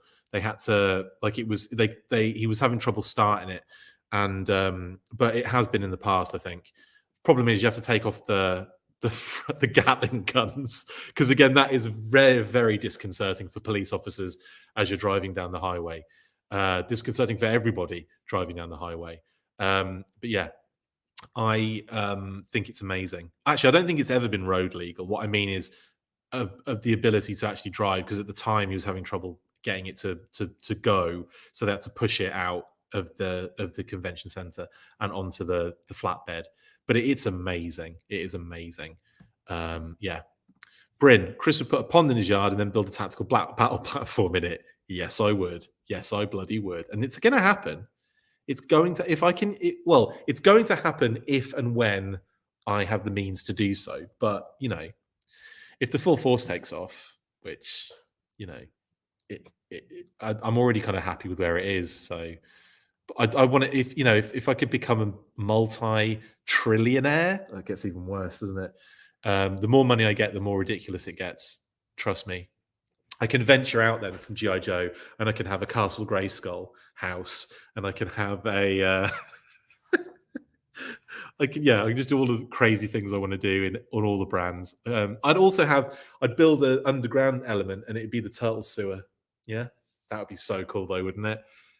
That'd be so dope. Like the basement, just deck it out like the turtle sewer. That would be so cool. So cool. Like you could do that in any house though. You could do it as like a little special room. I cut myself. Sorry, I picked at a spot. Gross. Oh, there's blood on the screen. Yeah, so that would be amazing. That's another episode to talk about down the road. What else have we got going on? Water Soluble says the VR could happen, although likely not for a few years. Has to be more marketable to consumers, so costs of VR sets have to decline. I agree with that, Water Soluble, but I do also think it's probably on the cards anyway. Again, like by the time they've developed it at that point, I think the tech would probably be more widespread. Possibly, my opinion on that one. Yeah, the theme park would be great, Ritz. But what I'm saying, this is a personal thing. Only me and me friends, and Pat on his helicopter when he comes in today. It's the Full Force Weekly. But yeah, I think it would be cool to actually open as like almost like a museum, or like like a theme park, so people could come and like actually see that kind of stuff. But yeah, you're right. I think also I could make money off it, and then the proceeds could go to something really cool, couldn't it? Yeah, like something really nice. Yeah, awesome. Yeah, because there's no point me just taking the money for that. If I'm a multi-billionaire, I don't need to make money off that theme park at all. It can just go straight out the door to somewhere else. Crowdfund it, David. Do you understand what it would take to do that? It would be millions, I think. To do it the way I want to do it, to do it properly. You can knock up a 1-to-1 scale tactical battle platform, and for a cheap amount of money, but we're getting some dodgy comments here. How do I block these? Block. Sorry, I set to block a user for getting some weird spam comments coming through. But look, I've got the power to block that, so that's good. Yeah, maybe it's a possible crowdfunder, David. We'll see. We'll see how the RoboSkull thing goes first. What else we got going on here? Yes, they have them. Yeah, the VR stuff is at malls, isn't it, Diana? Yeah, so yeah, a lot of malls have those kind of VR experiences. Totally. Thank you, Bryn. I would be way more fun than Bezos. Absolutely. I'd be the most fun billionaire ever. And like I said, I wouldn't be a billionaire for long because I'd be giving a lot of it away.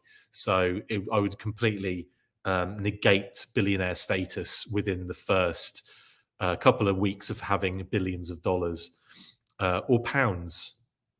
Let's have billions of pounds because there's more of that. Yes. Okay. Yeah. Cool. Okay.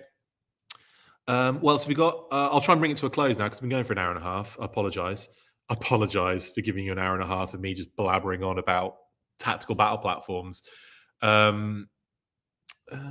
Yes, Ronan, they could, with the C-130, they could add parts to make a Spectre gunship. They could. And those things are quite outstanding and quite, breathtaking as well when they're actually used. My goodness. But yeah, that would be really cool. Absolutely. Thank you, Talking Joe. Wave Crusher is what I was trying to think of. Appreciate that. Yeah. The Wave Crusher is exactly what I was trying to think of. So Sharktacon Wave Crusher. Robert H., what do you think about that? Would you approve of a Sharktacon transforming Wave Crusher? Because I know you're a big Transformers head. So let me know in the comments before we go, if you can. If you're not, it's not a problem. If you're not watching anymore, that's fine.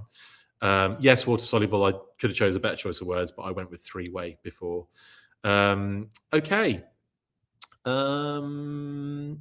Yes, Diana. What I want is a sort of G.I. Joe themed Dollywood. Absolutely. Bless you. That was my wife sneezing in the background there. Kate sneezing in the background there. Dreadnocks 3-pack would be awesome. Are we talking, Sean? What are we talking about here? Are we talking about classified? Are we talking about O-ring? Are you talking about 1-to-1 life scale? Just 3 dudes that you could deco as Dreadnoughts? Let me know. But all of those actually would be really cool, wouldn't it? I kind of feel like Buzzer, Ripper, and Torch need to come together soon, don't they? But then also you kind of also need a classified. Yeah, thank you, Sean. You'd also need Monkey Wrench, I think. I think Monkey Wrench is that kind of like unofficial 4th one that like obviously like Buzzer, Ripper, Torch. They were the three OGs, weren't they? And then when obviously Monkey Wrench came around, he kind of slotted in really well with them. Obviously Road Pig as well, and you know, and Naugahyde and so on and so forth. But Monkey Wrench almost feels like part of that original team, doesn't he? Do you know what I mean?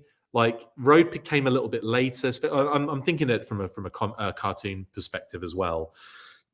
But yeah, I think the Buzzer, Ripper, Torch 3-pack would be really cool, classified. Really cool. Yeah. Okay. What else we got going on here then? Everyone just saying, David saying, bless you, Kate. That's nice of him. And just the first three you want. You know, Monkey Wrench. Keep Monkey Wrench out of it. No Monkey Wrench in the operation. That's fine. Yeah, I love the Dreadnocks. One thing that I'll always remember is going to the US on a trip with the folks, going into the aisle and seeing Naugahyde on shelves. And remember, just being really like, I love the fact that they were adding to each sub team, you know, like with a wave of figures. And the fact there was like a Dreadnought on there, I'm like, oh, cool, another Dreadnought. And the theme of him being like this kind of poacher, having the wild boar was amazing with the mohawk, and then like all the gear he came with, the look, the removable hat, the head sculpt was amazing, the knife in the boot, the tattoo, just everything about that character was just brilliant. Yeah, Thrasher I left out there, Sean, a little bit, mainly because of the vehicle he came with. So obviously, like I could see him coming with the Thunder Machine. I always see him with the Thunder Machine. But yeah, with Monkey Wrench, I feel like Monkey Wrench is part of that original three, with Buzzer, Ripper, and Torch. I think from look mainly, and the fact that he's got a beard, and obviously Thrash is like a clean shaven kind of. It's like Thrash is funny to me. He's like this. He's a mixture of like a. He kind of reminds me, his hair reminds me of someone from Greece. So he's kind of like that kind of like 50s like card guy, like mechanic, like a 50s mechanic hair kind of style. I don't like the green stripe, but the style of it. So I see a Thrasher as a separate entity with the car. I see Road Pig as a separate entity, just because of when he came out. You know, he came out a little bit later. Same with Naugahyde. But with Monkey Wrench, I just see, because he visually, aesthetically, kind of mixes in well with the original three. But they're all the same, aren't they? They're all Dreadnocks, and they're all they're all part of that team. So yeah, it's all good. I would also like to see them do an O-ring blonde Monkey Wrench with the blue gear on, because of the artwork from the Thunder Machine, where you see that random blonde guy who's obviously Monkey Wrench, but not decoed properly, in the passenger seat, I think it is. So yeah, I'd love to see them do nods like that. You know, like obviously they've done Wayne Ruthell, so there's precedent. Yeah.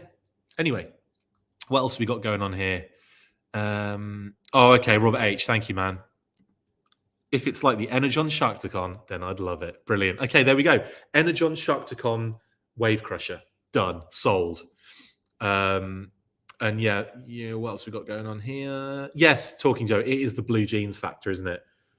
They're just all rocking jeans. That's what it is. Road Pig is a must, Charles. Yes, he is, and I think it will. I've got a feeling we'll see Road Pig before most of them, because Lenny's talked about Road Pig loads, hasn't he? I think he's talked about Road Pig on every stream in recent memory. Like the last 3 streams, he's discussed Road Pig as a favorite of his. So he's almost like telegraphing that one. E. Thompson, what's up late to the party? But there is any more word on the Higher Joes. Hey, E. Good to have you on. I have heard nothing more about Higher Joes. We don't know anything about what they're going to look like or really scale like. We know obviously the scale, but what I'm saying is we don't know what they're going to look like in terms of O-ring, modern 4-inch, and so on and so forth. So we will, as soon as we find out, I'll be going live like this to do this, because I prefer this over editing anything. And you get more out of it, I guess, don't you? But yeah, thanks for the question, Bud. We unfortunately know no more than we do at the current time, which is they're doing a high quality line of 1/18th scale G.I. Joe figures and possibly vehicles. They haven't said anything about vehicles, but they said an action figure line could mean vehicles too. We'll see. I'd expect so. Robert H. What if it's a 3-pack of Buzzer, Torch, and Machete? Machete, what? As in like Machete from the movies? But a 3-pack would be great. Just Buzzer, Torch, and Ripper for me. Buzzer, Torch, and Ripper 3-pack classified would make so much sense. You'd knock 3 of the main Dreadnocks out at once, and they've done 3-packs now. Again, there's precedent for it. Obviously, Troop Builders is different, but you could easily do that as a deluxe set, I think, personally. It's hard to say this comment without singing it, isn't it, Water Soluble? Apple bottom jeans, boots with the fur. Heart Wrencher from Al. Yeah, definitely should be a Heart Wrencher in there. Really enjoyed that figure from the club and the Ground Assault that they did. I really, really enjoyed that set. I thought it was great. Really loved what they did there. And I kind of like some of the club's incentive stuff. The Zartan with the bike was amazing. I even like Rock and Roll. I really liked that version 2 Rock and Roll was really cool. Yeah, like I was kind of liking some of the latter days of the club, even if it was getting more and more expensive to the point of absolute ridiculousness. But yeah, the Heart Wrencher should definitely be made in a classified. And again, it's another female figure, another female villain as well. So that's another kind of checkbox too, because I think we need to fill. I do feel like we need to fill those areas out as well. Like it just generally needs to happen. And the more the merrier again. And Heart Wrench is a cool looking character, and especially if they could do something cool with the classified scale as well. What else we got going on here? Bray Ritz says the Thunder Machine passenger is Rock and Roll gone rogue, or Rouge, as you spelt it there, which is even more hilarious. Like he's put makeup on. But if you guys don't know what Ritz and myself are referring to, which I would be surprised if you didn't, you can go onto 3D Joe's, look at the Thunder Machine box artwork, and just zoom in there on the passenger in the Thunder Machine. It is amazing. You'll be like, oh my god, that's supposed to be Monkey Wrench, but in completely different colors and everything. So yeah. Oh, Machete, as in from Sigma 6. Deep cut, Robert H. Thank you. Okay, go for it then. I'd be cool again with any shouts for other eras. And yeah, completely missed the cue on that one. I did not know you were going that Sigma 6 on it. That's genius. Yeah, okay, totally cool. I was watching that the other day as well. I've been trying to like, because I don't. It's a difficult one to watch. I think Sigma 6. I love the toys are incredible, and Pat and I on the weekly discussed how much we really enjoyed the packaging back then, because it turned like the 2 top and bottom pieces turned into little weapons crates, and the foam insert that had the weapons crates could be used inside that. It was just a genius way of packaging things. Obviously, lots and lots of money, and very like obviously going against what Hasbro are wanting to do now. But we just love that thing of like, you're not throwing necessarily all of the packaging away. It still serves a good purpose. And I even kind of like the flexible plastic that it was housed in as well. I never really wanted to get rid of that either. But yeah, big shout, Robert H, for that. Totally cool. Personally, I'd like to see the original 3 with classified, and then I would like to see Machete done down the road as well. There's loads of Dreadnocks that you could kind of get stuck into as well, like Burnout. Like I said, Heart Wrencher before was a new kind of newish character. Machete's a good one, really good one to kind of throw in there. Chaos. Oh yes, E. Thompson. Yes, sorry. Thanks for your comment there, Robert H, and thanks for clarifying for me. Chaos would be sick. Absolutely, the old hockey mask dude from the club. Big time E. Absolutely big time E. Thompson on that one. Diana Davis, I prefer the Danny Trejo Machete because he makes awesome tacos and donuts here in LA. When we come and visit, Diana, you're going to have to take us there. We're going to have to try those out because that sounds amazing. But we need to come and visit you in LA at some point, don't we?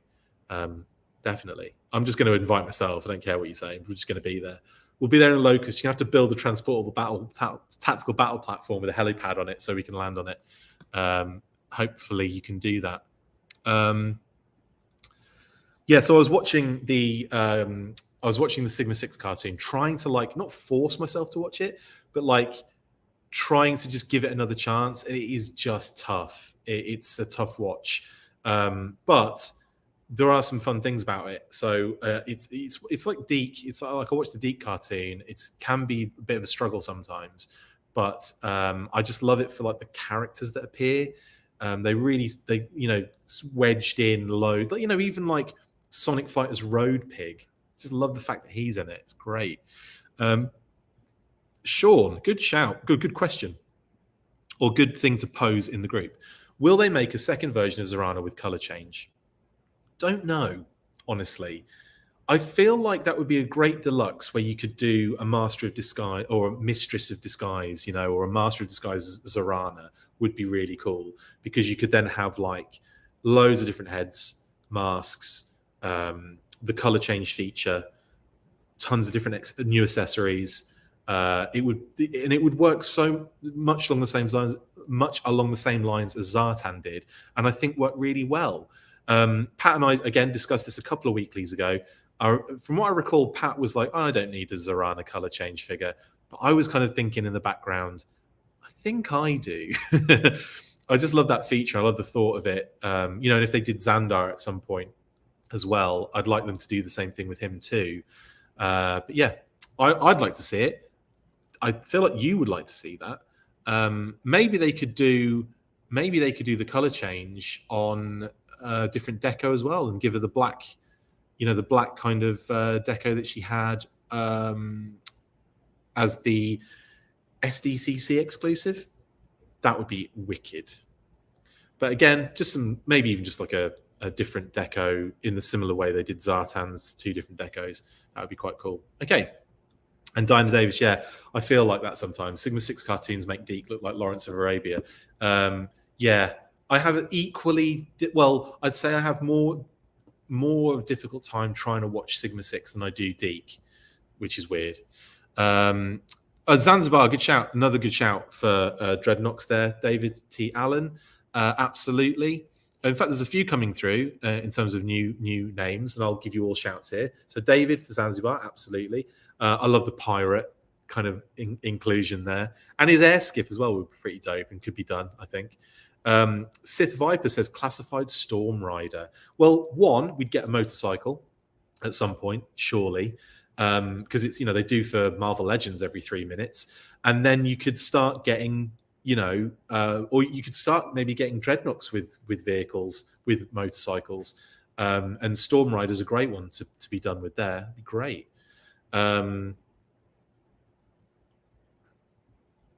What else we got going on here? Zanya as well. You've mentioned Zanya and Storm Rider. So Zanya, again, the daughter of Zartan. Big shout again, and I'd love to see her in there too. Looks like we've got the invite, Kate, for Diana. You did. Coming over. Treo does vegan tacos. We're in. We are in. We'll be there in a few hours. I'm just kidding. But no, we'll definitely try and do that, Diana. I only want action figures that have double jointed elbows and boot cut swivel ankles as well. I only want action figures that have ab crunch, double jointed elbows and boot cut swivel ankles. Yeah, like I do kind of want to make sure that the articulation is on point on all of these. But yeah, I'm taking every option you guys are throwing at me.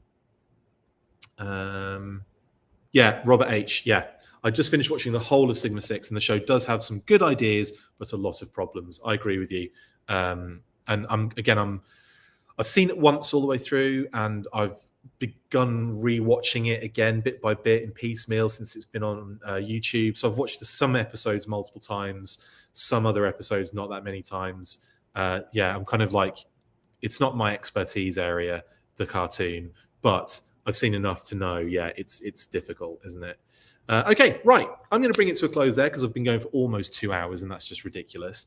Thank you for sticking with me during the little dropout, and I'm glad we could just go straight back into the stream again. That was great. Hope everyone's having fun. Hope everyone's having a great Sunday. Hope you have a great Sunday for the rest of the day. If it's what would it be? It's about 6 o'clock in the UK now. Is it 12? 1, 2, 3, 4, 5, 24. So I hope you have a good evening, guys, in the UK. And wherever you're watching from, you could be watching from all over the place. We had Brazil the other day. We had some places in Europe, Australia. So yeah, wherever you're watching from, guys, have a great Sunday, have a great weekend, and I'll be back again with whatever it is next, whatever news burst live it'll be, or whatever it will be. I'll be back. Get out now. So thanks very much, and you also Canada as well, Sean. Thank you very much. Have a great day. I'm gonna line up the outro now, obviously, as I have to. Thank you for watching this episode of the Newsburst Live with me, Christopher McLeod AKA Diagnostic 80, brought to you by generalsjoesreborn.com.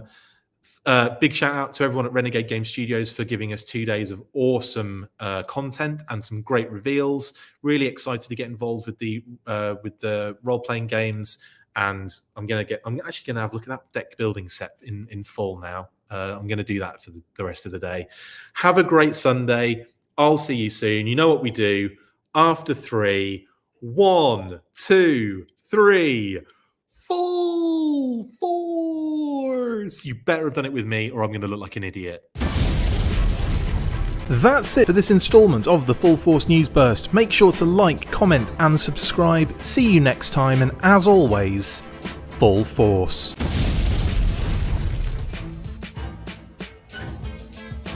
Make sure you get involved with the discussion by liking, sharing and commenting on these videos, and as always you can keep up with the show after listening by following on Twitter at The Full Force, liking the Facebook page facebook.com/The Full Force, and if you would like to contact the show you can message us on either of those platforms with feedback and questions. We also have a Patreon page, so if you want to show your support for the show, see your name up in lights on these videos, or enjoy exclusive bonus content, then check out patreon.com/The Full Force Podcast, or click on the link on any of the posts this podcast appears in. Full Force.